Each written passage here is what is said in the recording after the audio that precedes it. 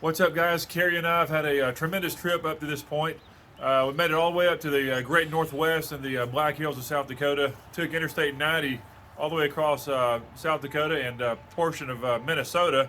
And now we found our way to a place that's a huge part of music history.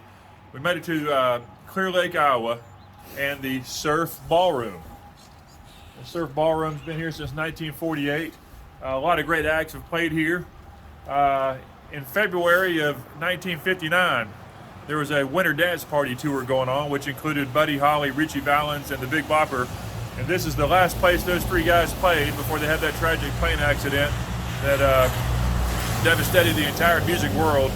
But hey, let's keep it on a positive. We're going to go inside to check out the ballroom. The Beach Boys have played here, a lot of great acts, and it's going to be a good thing to check this place out. So come with us.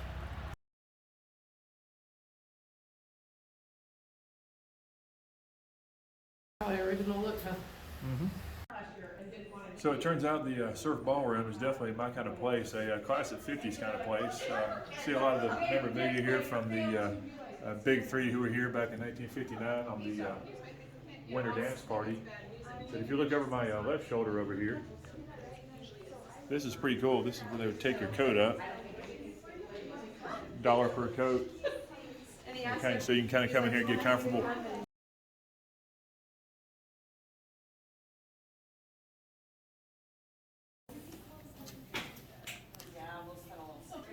All right, so Carrie has signed us in on the official guest registry. That's pretty cool.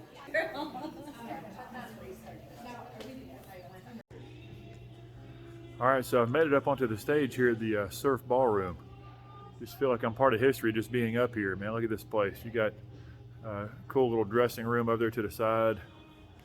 I'm assuming where Richie Valens, Buddy Holly, and the Big Bopper would have at least came onto the stage from. Nice little backdrop back there. And here's what it looks like if you're up here performing. So we made some more discoveries. If you look at these walls here in this dressing room, you got Frankie Valli and the Four Seasons have been here. I'm talking about Brian Wilson of the Beach Boys, ZZ Top. There's Brian's signature. The Crickets.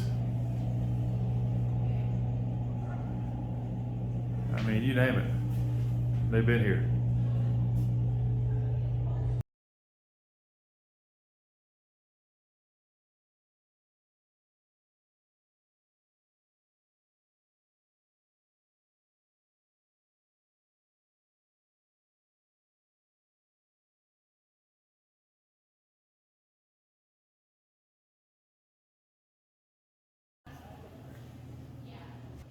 Lots of artists have played here, and check out this little tribute to my guys back here behind me.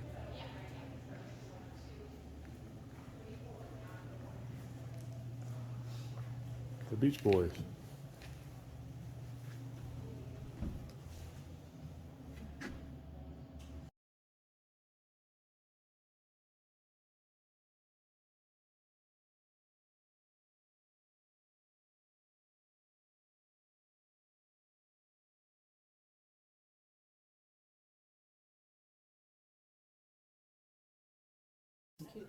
Now the Surf Ballroom actually has a gift shop, and I found something I think Carrie might really like.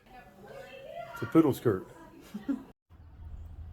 All right, so we're about to leave the Surf Ballroom here in Clear Lake, Iowa, and what I want to do is kind of retrace the steps that the big three, Buddy Holly, the Big Bopper, and Richie Valens would have taken as they left here to head to the airport to take that fateful flight. But I'm right here by the back door entrance to the ballroom, and I'm going to start moving here. But history says that Richie Valens had called his agent out in Los Angeles, told him what was going on. Buddy Holly just called his wife, who was actually in New York City at the time, and they decided to head on over to the airport and get on that flight. It was about midnight when they left here, and I'm going to take you on that exact route.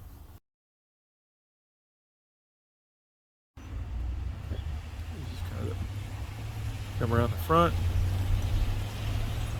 heading down the street. All right, so we're just about to the airport. It's coming up on our left. It's been about a 5-minute drive from the Surf Ballroom. And I can see the sign here for the Mason City Municipal Airport. So we're gonna pull in and really take a look at what happened. All right, so we made it from the Surf Ballroom, the short distance over here to the airport. Remember Buddy Holly, Richie Valens, and the Big Bopper had decided to charter a plane under the supervision of pilot Roger Peterson. And they came out here to the municipal airport, Mason City Municipal Airport. And when they finally made their way onto the runway, they took runway 18, which goes north and south. They took off to the south, and recall it was a really windy night, snow flurries, low ceiling. They were having a hard time seeing when they took off, but what they did, they took off to the south, veered to the east, then they went back up north, started going to the northwest on their trek to Morehead City, Minnesota, and they went down out in the cornfield, which I'll take you out to in just a few minutes, about 6 miles north of Clear Lake. So here's where it all went down right here, Mason City Municipal Airport. All right, so we're making our way down to the crash site. It's way off the beaten path out here in the middle of some cornfields just north of Clear Lake, Iowa.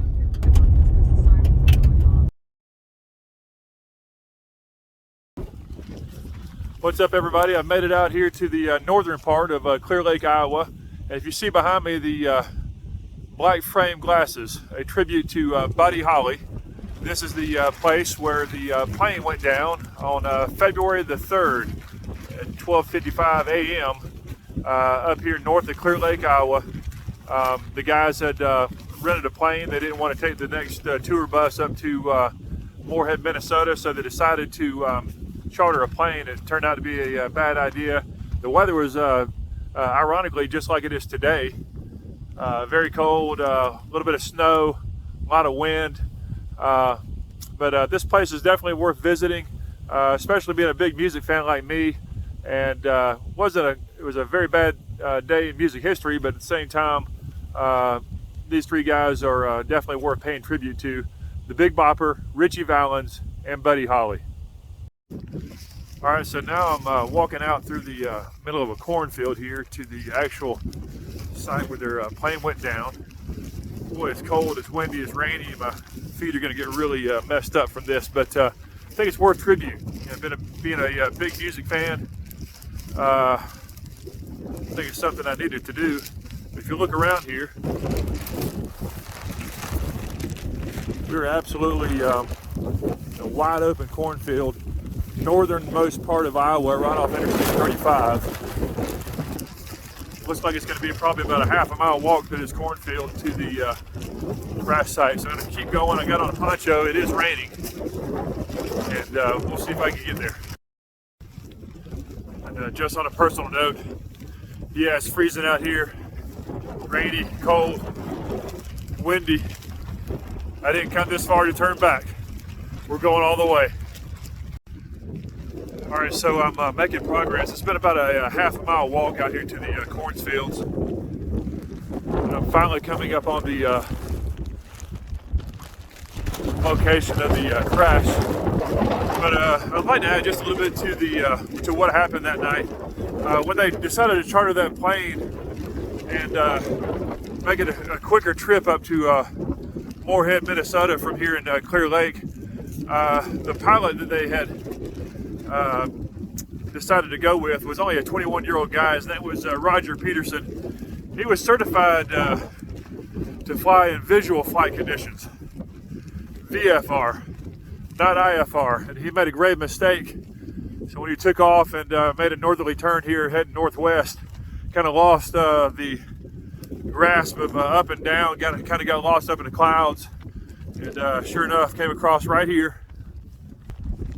From south to north, the plane hit about right here, and it skid about 500 feet up to its final resting place, which is right here.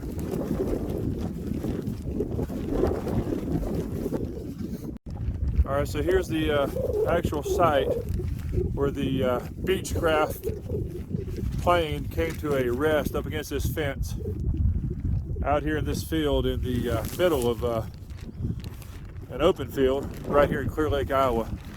So what I'm going to do is I'm going to leave a little tribute here. I've got our Van Britton card here. I've written a nice little note on the back. It says thank you for paving the way for all the great musicians that would come behind you. So this is my tribute to the three gentlemen who lost their lives here, starting with Buddy Holly of Lubbock, Texas, Richie Valens of Los Angeles, California, and the Big Bopper of Beaumont, Texas. God bless you all, and thanks for following us along on this trip.